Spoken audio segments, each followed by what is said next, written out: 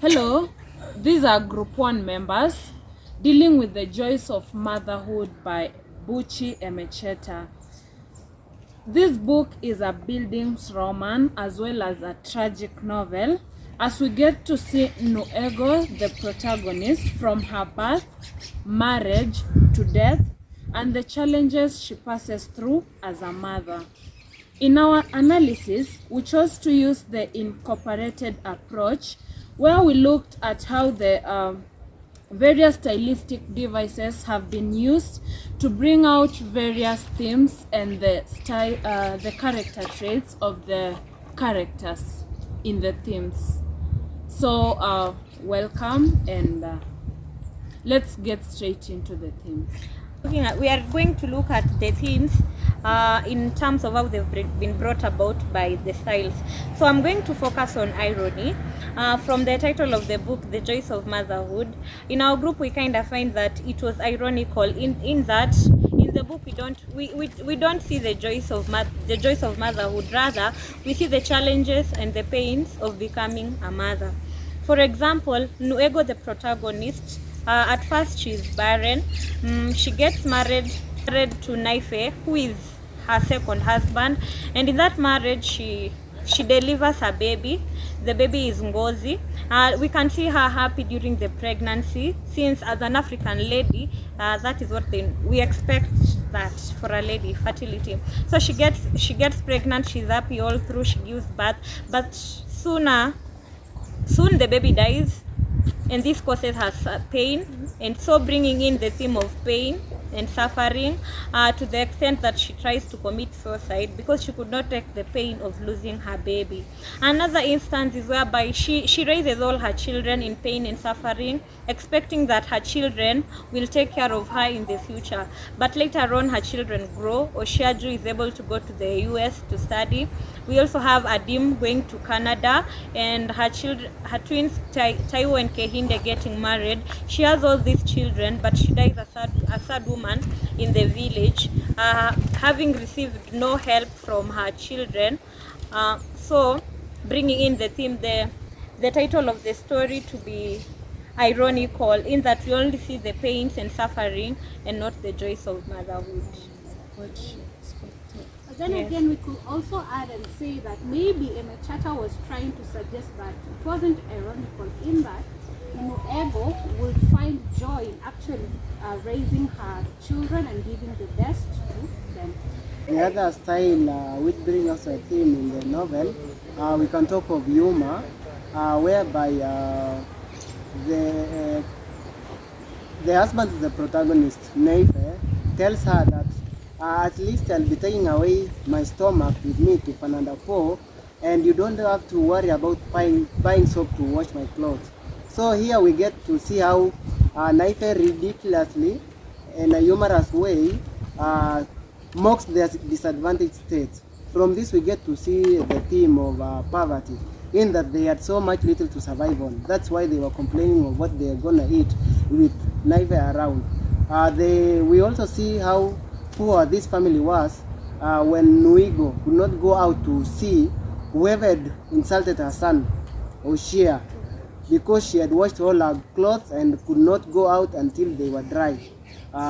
So we can generally say that poverty was a very big challenge to them. They had little to survive on as a family.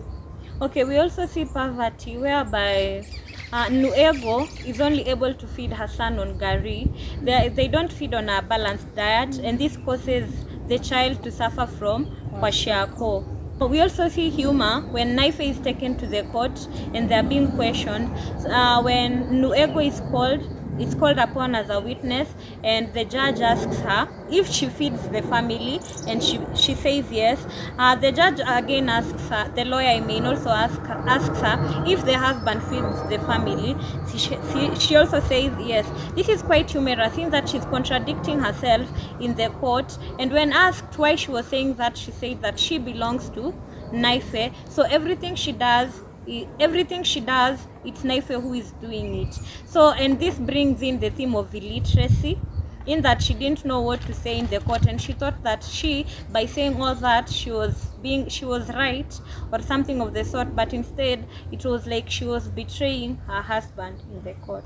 Under pain and suffering, we'll see foreshadowing, whereby in chapter 2, Aguno's death anticipates Nunuego's life of self-sacrifice, and actually how we see she ends up dying all alone along the roadside. And also when the night when Akbadi actually makes love to Honor, foreshadows the first night of Naife with Ada. Okay, speaking of foreshadowing, this is also brought about in the dreams that Nuego has. So we have the dream motif bringing in foreshadowing. This is whereby first Nuego dreams that she sees a baby by the stream, and her child takes the baby away from her child had the baby, so she tries to reach the baby but she is not able to, and she cries. And here we see the theme of suffering again. It brings in suffering again, and it also brings in Nuego as desperate. She cries, but the child does not give her a child. At this point, when she was dreaming, Nuego was pregnant with her first child, Ngozi, and later on in life, the child passes on. So the dream could have been a foreshadow that she would have the baby, but the child taking away the baby from her meant that the child would later die, which actually happened after Ngozi died. So if we are talking about foreshadowing, are we going to involve the dream whereby Nuego dreamt of the dirty child? Yes. Okay. Also, we also have dream motif bringing and foreshadowing again coming together, whereby Nuego has a second dream. In this second dream, she sees a dirty child.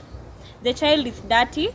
She takes the child and carries the child, and the child tells her, take that child, those dirty ones are yours, something like that. So she takes the child, and this is also a foreshadow in that in bringing up her children. Yes, we see there was a time Oshiaju was really dirty, had a pot belly because of kwashako and stuff.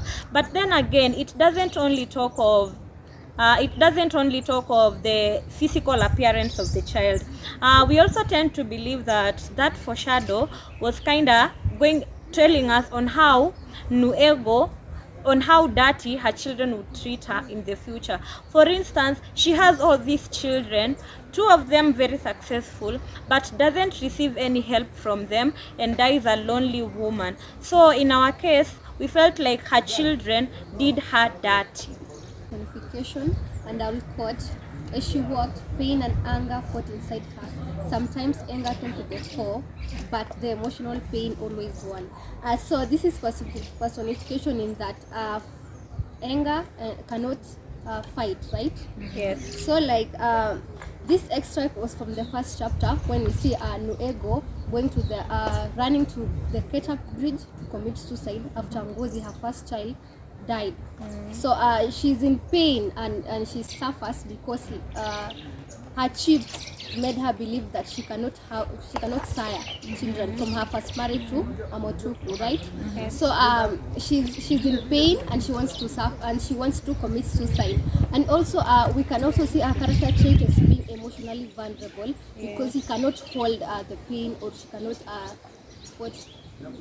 she cannot endure the pain, so she wants to commit suicide So as to end her pain.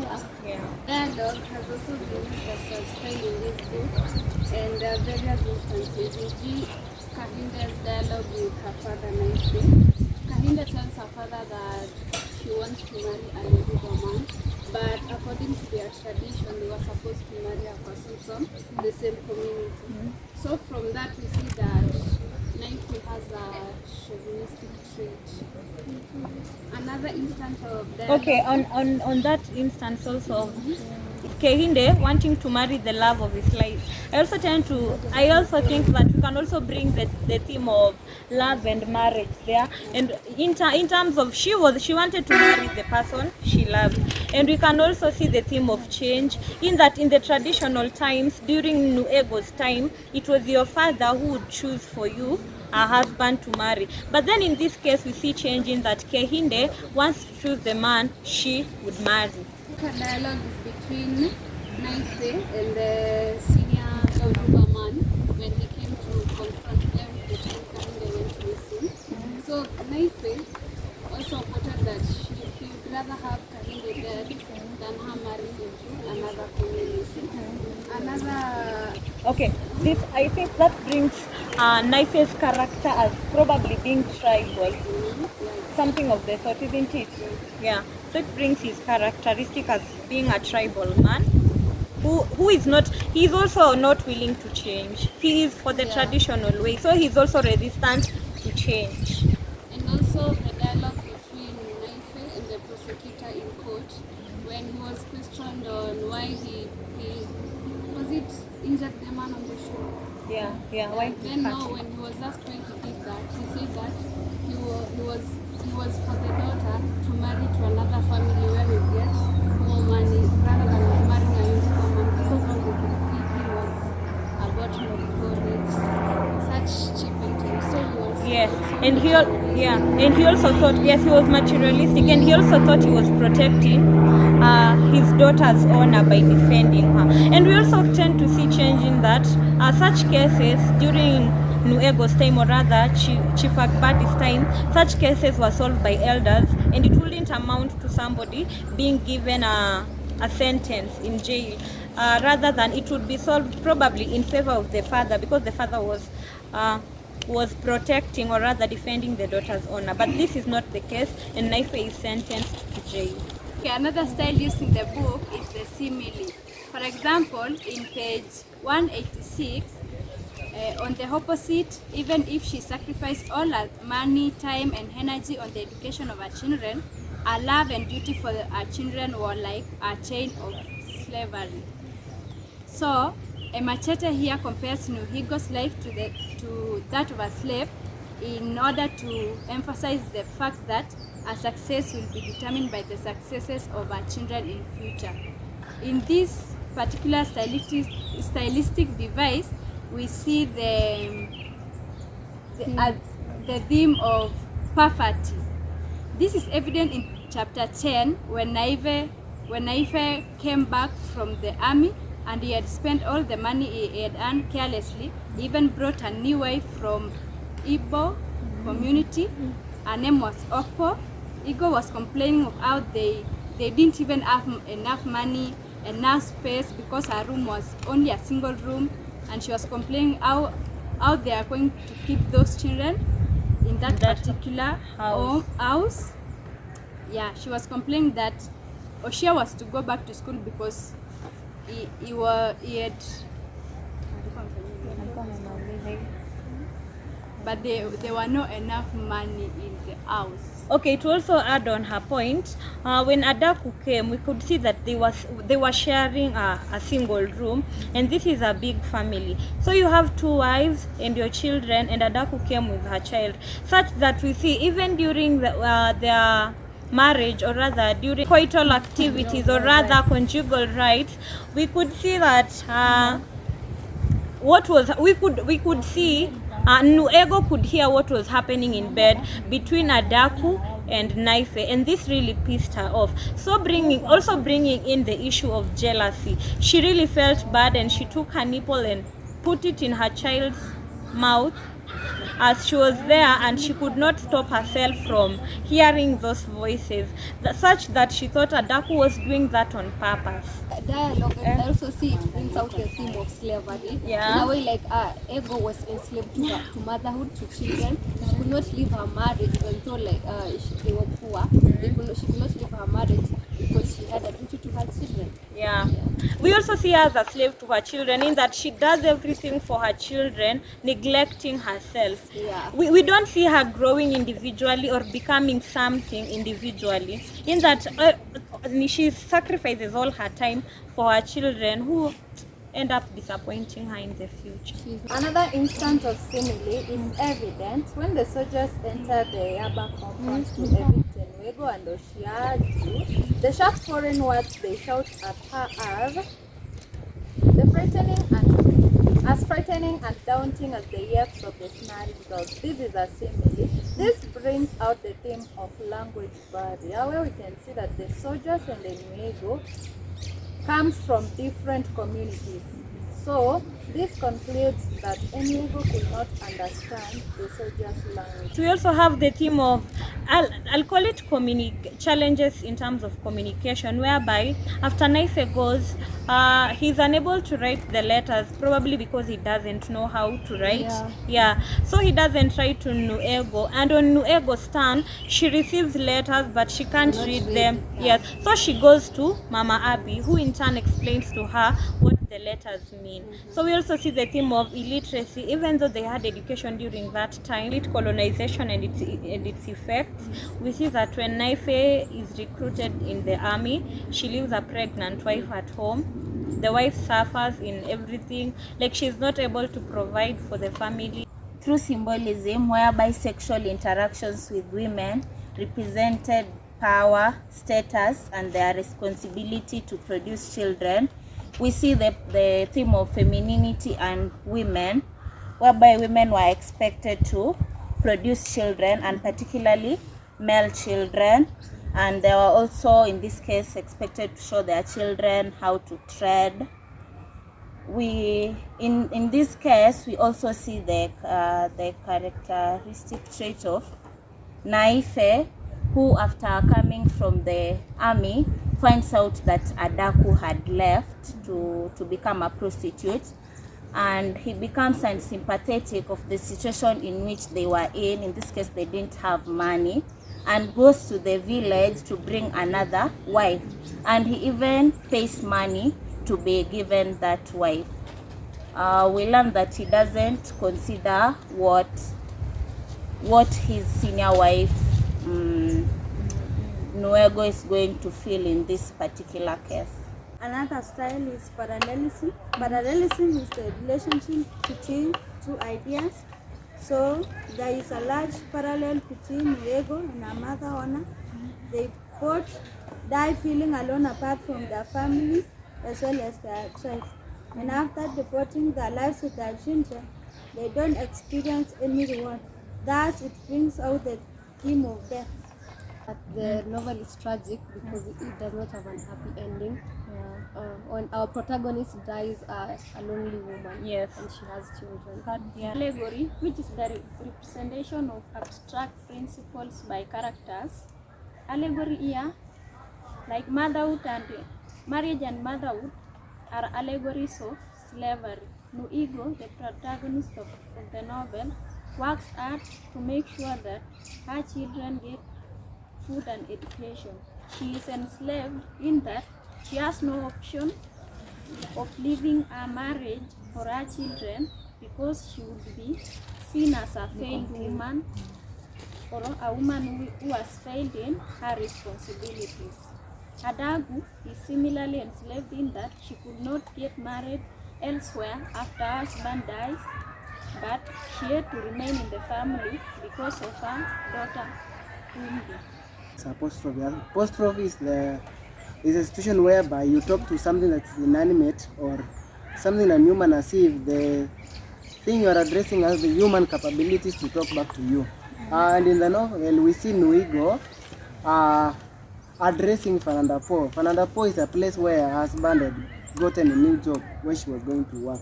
So she was making a prayer a prayer for him, asking Fernanda Po, and I'll quote, Fernanda Po, treat him well. So here she's talking to Fernanda Po, and Fernanda Po is a place and cannot answer back to her or talk back to her. So here we see that this through this we get to see the theme of love. Nuego loved her husband because she had made him the woman she wanted to be. She gave her children and she had a family with him. So she was loving, devoted to her husband. And we also get to see Nuego's character trait as being loving and caring.